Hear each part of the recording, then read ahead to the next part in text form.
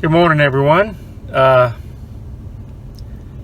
hadn't originally planned on doing a video today, but we're going to do a video. We're going to go over and paint the rental house that we prepped up the other day.